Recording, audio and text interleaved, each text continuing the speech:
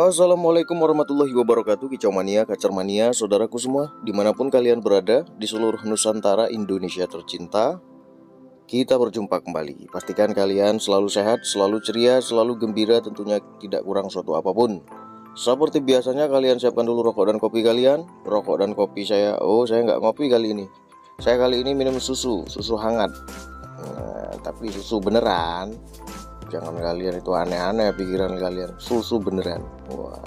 Karena cuaca lagi tidak menentu, kadang dia itu panas sekali, kadang dia itu hujannya waduh nggak ketulungan, kadang disertai dengan angin kencang. Wah, jadi kita harus menjaga kesehatan kita, ya kan, menjaga imun tubuh kita, jangan sampai kita itu sakit. Kalau kita udah sakit semua jadi nggak enak, makan nggak enak, tidur nggak nyenyak, ya kan, gula yang rasanya manis jadi terasa pahit, pokoknya nggak enak sekali lah.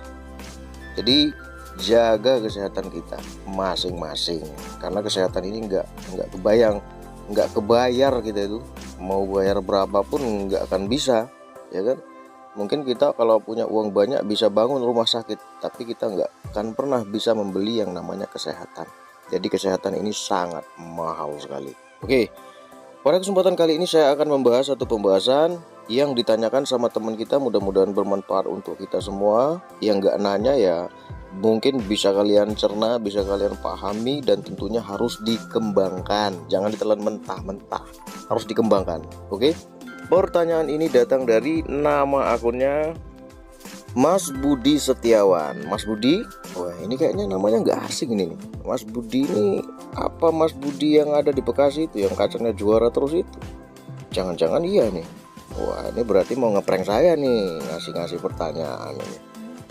Mas Budi yang mana nih? Ayo, aku. Oke. Maaf Om DR Kacer. Ya, saya punya kacer bodi kecil, baru saya beli seminggu yang lalu. Dari orang pertama kacer ini ngembangin bulunya.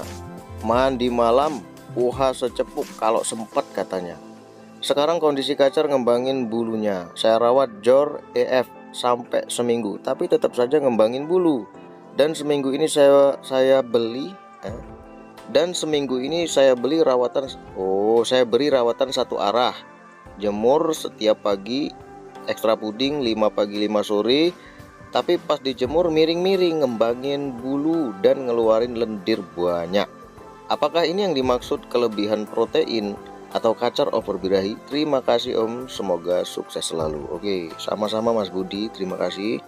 Oke, burung kacer bodi kecil dirawat di tuan pertamanya itu mandi malam, kemudian diberikan ulet Hongkong satu cepuk.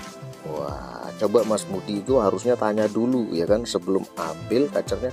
Tanya dulu, Mas, kira-kira kenapa kok diberikan mandi malam terus diberikan ulet Hongkong satu cepuk? Itu kira-kira alasannya apa sih? Nah, coba tanyakan ke dia gitulah.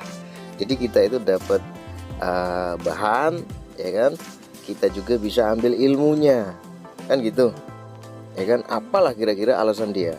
Kalau dia bingung berarti dia nggak ngerti. Tapi kalau dia bisa menjawab, kemudian bisa dia jelaskan secara logika kenapa, alasannya apa, berarti dia paham. Tapi kan hasilnya burung kacer ngembangin bulunya, ya kan. Nah, mandi malam itu fungsinya untuk menurunkan emosi. Bisa burung kacer yang kalau ketemu dengan kacer yang banyak, bawaannya nabrak sangkar tapi dengan materi yang kasar-kasar, ya kan, nabrak sangkar materinya kasar, kadang setelah itu bagong dianya kan. Pokoknya terlihat burung kacer itu sangar. Ketika melihat burung kacer itu banyak, itu nggak ada perubahan, maunya nabrak-nabrak aja tapi materian. Kalau udah parah sekali ya bagong ngunci dia. Nah, kalau diberikan mandi malam, burung kacer yang over emosi, maka dia akan lambat laun itu berkurang emosinya.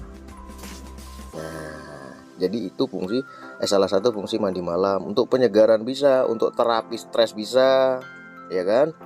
Itu bisa dipakai mandi malam. Nah, kemudian ulet Hongkong, kenapa udah dimandikan malam diberikan ulet Hongkong satu cepuk? Coba bayangkan, ulet Hongkong itu banyak mengandung kadar lemak. Kadar lemaknya itu paling tinggi, ya kan. Kita saja kalau makan berlemak terus dengan banyak, maka kita bisa kena yang namanya kolesterol kalau berkepanjangan. Leher kita bisa sakit, ya kan? Punggung kita itu seperti susah lah, kalau digerakin itu susah. Bawaan kita itu mudah marah, ya kan? Kalau kita terkena kolesterol tinggi. Kalau udah sangat tinggi maka kita bisa stroke. Nah, ini bahaya. Kenapa saya bisa ngomong seperti itu? Karena saya sudah merasakan. Dulu saya itu kalau makan siang pasti nasi padang, nasi rendang. Setiap hari saya itu makanya nasi rendang, nasi padang. Lemaknya kan banyak, ya kan? Nggak lama anehnya saya tuh sakit leher saya, punggung saya sakit. Ternyata pas dicek-cek saya terkena kolesterol. Oh, begini rasanya kolesterol itu, ya kan? Kolesterol tinggi. Wah, jadi saya bisa ngomong, ya kan? Jadi saya bisa mengkaji, oh kalau makanan terlalu tinggi lemak ya ini arah, bisa mengalami obesitas, bisa mengalami kolesterol tinggi. Kita seperti itu ya, burung pun bisa seperti itu karena sama-sama makan, ya kan? Kecuali burung itu makan batu, nah itu susah ngomong kita, ya kan? Kan seperti itu. Nah, jadi kita harus pahami itu. Oh, ulat Hongkong banyak mengandung kadar lemak. Kalau sistem pencernaannya bagus, maka bisa tercerna dengan baik, ya kan? Kalau sistem pencernaannya nggak bagus, maka apa yang terjadi? Ya hancur si kacer ini, nggak mungkin bisa bener, ya kan? Akhirnya burung kacer ini ngembangin bulunya, jadi seperti burung yang sakit, yang nggak sehat. Ada kotoran mencret-mencret, terkadang kotorannya itu bau sekali, ya kan? Bau amis sekali. Nah, ini kita harus pahami. Kemudian burung kacer ini jatuh di tangan Mas Budi, diberikan rawatan jor ekstra puding. Ternyata apa yang terjadi? Ngembangin bulunya. Nah, sekarang saya tanya ke Mas Budi, ngapain Mas Budi berikan jor-joran ekstra puding coba? Kenapa coba? Nah, itu kan cara belajar tuh kan? Coba kenapa? Wah, saya pengen bikin energinya cepat pulih Mas, makanya saya berikan makan yang banyak, jor-joran ekstra puding. Nah, sekarang saya tanya, coba Mas Budi makan sebanyak-banyaknya setiap hari. Setiap hari pokoknya makan aja terus sebanyak-banyaknya. Kira-kira apa yang terjadi? Badan kita tuh jadi lemes, jadi lesu, jadi malas, ya kan? Karena makanan yang kita makan itu nggak sesuai dengan kebutuhan kita. Dalam artian berlebihan. Segala sesuatu yang berlebihan tentu nggak bagus hasilnya kan. Berlebihan nggak bagus, kekurangan juga nggak bagus, kan seperti itu, ya kan? Jadi nggak semua orang yang makannya banyak itu energinya akan besar, itu nggak semua. Ada yang cuman makan sedikit saja energinya besar, bagus, staminanya bagus, karena lengkap makannya, ada proteinnya, ada vitaminnya, ada karbohidratnya, ada lemaknya, ada mengandung seratnya, ya kan? Padahal makannya cuma sedikit, tapi energinya bagus. Kenapa? Karena sesuai dengan kebutuhan dia, kan seperti itu. Jadi ngapain kita makan banyak sebanyak-banyaknya cuman supaya kita itu cepat fit. Orang sakit saja makannya itu sedikit-sedikit.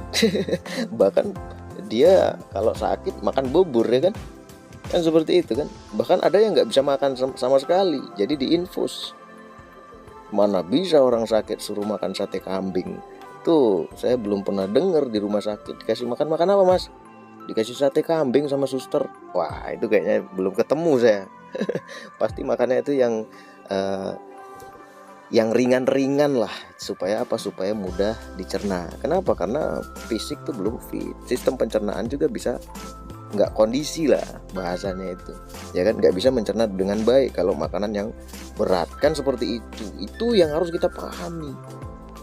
Nah, kemudian dirawatlah oleh Mas Budi dengan rawatan satu arah, karena di jor-jor ekstra puding nggak dapet, ya kan? Nggak ada perubahan, bulu masih ngembang.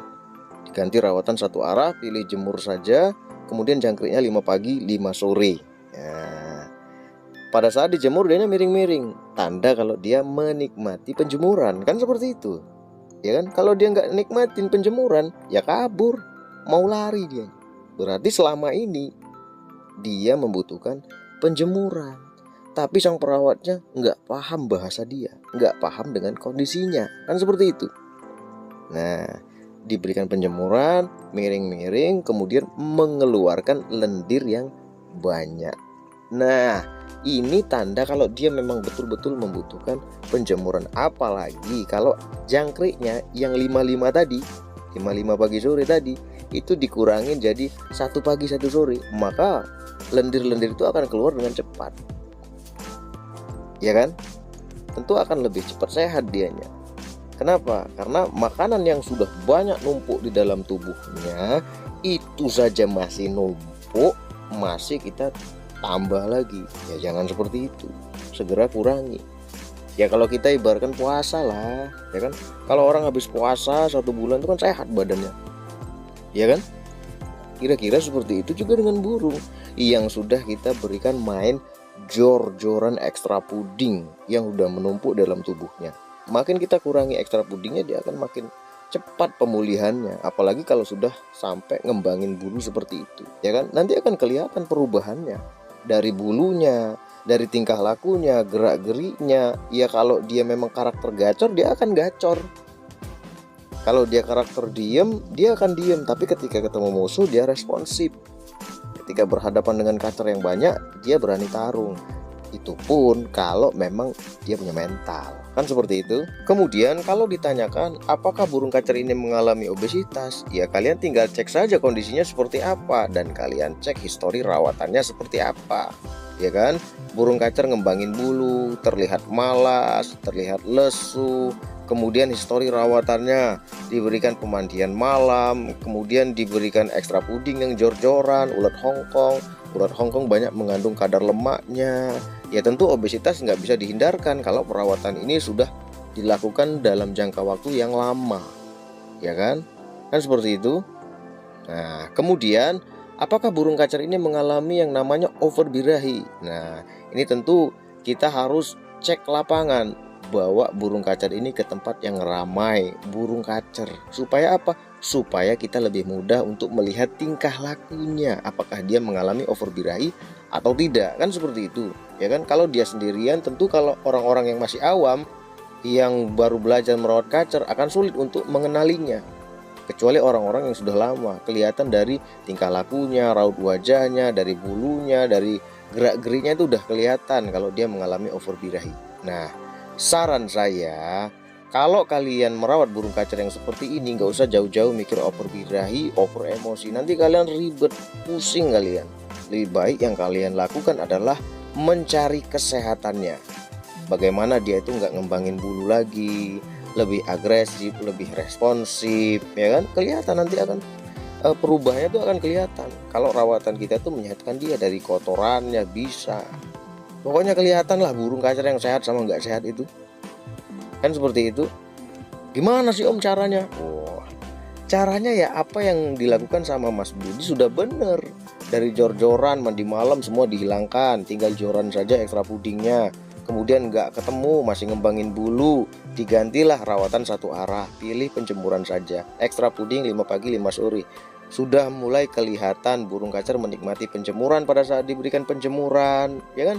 Dari situ saja udah ketahuan rawatan kita itu udah bener arahnya, tinggal diteruskan, maka burung kacer ini akan sehat, ya kan?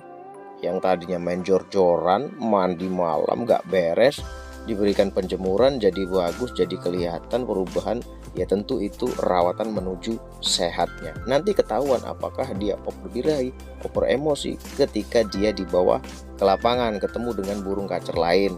Silakan kalian pahami, silakan kalian cerna. Wassalamualaikum warahmatullahi wabarakatuh.